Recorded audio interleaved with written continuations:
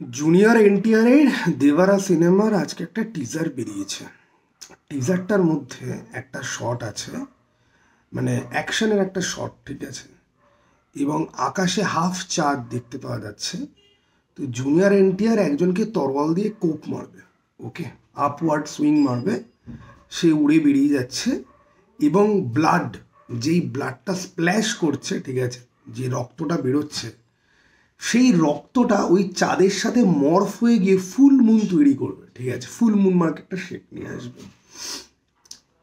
আমরা অনেক সময় অনেক জায়গাতে আমরা ক্রিয়েটিভিটি নিয়ে কথাবার্তা বলি, তো আমার কিন্তু গোটা টিজারটা বিশাল কিছু ইমপ্রেসিভ কিন্তু লাগেনি। কারণ এই টিজারের মধ্যে যা যা জিনিস রয়েছে সেগুলো আমি আগেও দেখেছি। স্লো মোশন শট, মারামারি, রক্তারক্তি, কোপাচ্ছে একজন আরেকজনকে, এসব আমি প্রচুর দেখেছি, ঠিক আছে।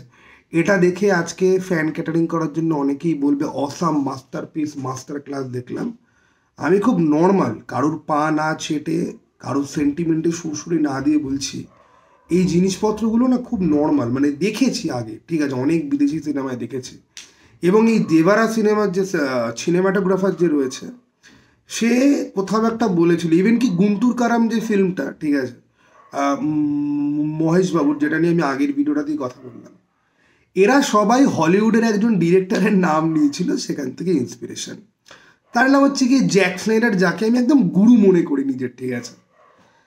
আজকে হুট করে একটা টিজার, মানে যেটা খুবই সিম্পল একটা টিজার, বিশাল কিছু নেই। আজকাল সাউথ ইন্ডিয়ান ফিল্মে পয়সা লাগানো হয়, ওদের ভিজুয়ালের স্ট্যান্ডার্ড অনেক হাই হয়ে গেছে, সেই সমস্ত কিছুর মধ্যে ওই শটটা দেখে আমি বুঝলাম যে দিস ইজ ক্রিয়েটিভিটি। এটা কেউ ভেবেছে, এটা নর্মাল রক্তের স্প্ল্যাশও হতে পারতো, যে হিরোর মুখে লাগছে, ছিটকাচ্ছে, ছড়িয়ে যাচ্ছে, ঠিক আছে, রক্ত গরম করা ব্যাপারও হতে পারতো। কিন্তু ওই যে চাঁদের সাথে মেলানোর যে জিনিসটা, দ্যাট ইজ হোয়াট, মানে স্পেশাল, ঠিক আছে। সেইটা বাদ দিয়ে বাকি টিজারটা আমার সো লেগেছে, মানে আর কিছু নেই, মারামারির শট, ঠিক আছে, স্লো মোশন, ফাস্ট মোশন, কাটাকাটি শট ছাড়া, কিছু ডায়ালগ ছাড়া আর কিছু নেই। আমাদের বাংলা সাহিত্যে ফ্রান্সিস বলে একটা ক্যারেক্টার রয়েছে, যাকে অনুবাদ করে তার গল্প হতো লেখা, সিন্দাবাদ, ফ্রান্সিস, এইগুলোর কথা আমার মনে পড়ে যাচ্ছিল এই টিজারটা দেখার সময়। যখন ট্রেলার আসবে তখন গল্পের ব্যাপারে আরও ভালো করে আন্দাজ পাওয়া যাবে।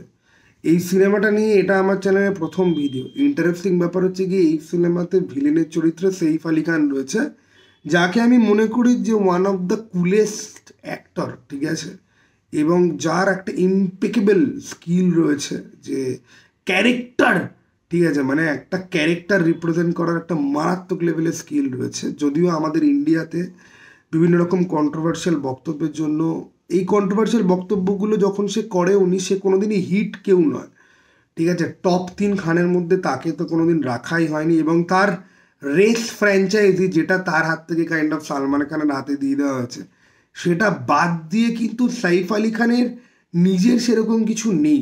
যদিও তার প্রচুর সিনেমা আছে এবং ভালো ভালো সিনেমা প্রচুর রয়েছে, সে দিল চাহতা হ্যার মতো ফিল্মেও সে আছে। তো এই সিনেমার ভিলেন সে, তানাজিতেও তাকে আমরা ভিলেনের চরিত্রে দেখেছিলাম, আদিপুরুষে তো একদম খিল্লি হয়ে গেছিল। তো আমি তাকে দেখার জন্য বেশ এক্সাইটেড।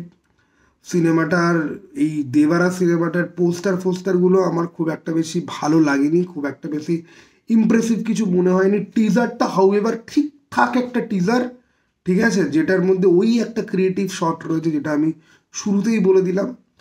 এবার ঋত্বিক রোশনের আজকে একটা গান বেরিয়েছে, সেই গানটার মধ্যে ফাইটার সিনেমার, যদিও গান রিভিউ করা ব্যাপারটাই খুব হাস্যকর, বাট যাই হোক, ফাইটার সিনেমার এর আগে একটা গান আমি দেখেছিলাম, একটা ডান্স নাম্বার শের খুল গায়ে, আর এটা দেখলাম। দুটো গানের মধ্যে ঋত্বিক রোশনকে হাইলাইট করা হয়েছে, তার বডি ফাডি, তার লুক ঠুক। অনেকেই আমাদের এখানে সিদ্ধার্থ আনন্দ বলতে একেবারে অজ্ঞান। আমার ওয়ার্ড সিনেমাটা খুব ভালো লাগে, ব্যাং ব্যাংও আমার বেশ ভালো লাগে, ঠিক আছে, মানে বলে লাভ নেই। এবং আমার মনে হয় যে ঋত্বিক রোশনকে সিদ্ধার্থ আনন্দ যেই ওয়েতে প্রেজেন্ট করতে পারে, সেটা খুবই ভালো একটা জিনিস। ওকে, যদিও ঋত্বিক রোশনের কাবিলের মতো সিনেমাও আছে, অগ্নিপথের মতো ফিল্মও আছে, ধুম 2 নিয়ে যদিও আমি খুব একটা বেশি ইমপ্রেসিভ নয়, বাট ঋত্বিককে ওখানে অসাধারণ লেগেছিল। তো সিদ্ধার্থ আনন্দের সাথে ঋত্বিকের যে কোলাবোরেশনটা, সেটার মধ্যে অ্যাটলিস্ট গল্প টল্প লেভেলে মারাত্মক কিছু বা ফিল্মের যে ব্রিলিয়ান্স ব্যাপারটা সেসব জিনিসপত্রগুলো না থাকলে পরেও কিন্তু ভিজুয়াল লেভেলে ঋত্বিক রোশনকে কিন্তু সিদ্ধার্থ আনন্দ খুব ভালোভাবে পোর্ট্রে করতে পারে। এই গানটা আমি একবার শুনলাম, গানটা আমি আর কোনোদিনই শুনবো বলে আমার মনে হয় না। গানটার ভিজুয়ালগুলো ভালো ভালো, ওরা ফ্লাইটে উঠছে, ঠিক আছে, সবাই মানে প্রত্যেকটা মানে মানে ফিল্মের প্রত্যেকটা ক্যারেক্টারেরই গ্লিমস আছে, নাচ করছে, গান করছে, ওরা প্লেন চালাচ্ছে, এসব কিছু শট রয়েছে। বাট গানটার মধ্যে সেরকমভাবে কিছু দমদার বা জানদার কোনো ব্যাপার নেই, যেটা শের খুলগের মধ্যে খানিকটা রয়েছে।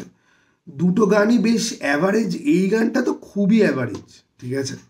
কিন্তু Hrithik Roshan looks very good, Hrithik Roshan looks very good, এবং সিনেমাটার ভিজুয়াল রিপ্রেজেন্টেশন যেটা, সেটা খুবই ইন্টারেস্টিং হবে। সিদ্ধার্থ আনন্দ ভিজুয়াল ট্রিট দিতে পারে এবং যথেষ্ট বাজেট খরচা করা হয়েছে, তো খুব মাতামাতি করার মতো কিছু না, আবার খুব ট্র্যাশ করার মতনও কোনো কিছু না, মিডিল একটা গ্রাউন্ডে থাকে। আমি ফাইটার দেখার জন্য বেশ এক্সাইটেড।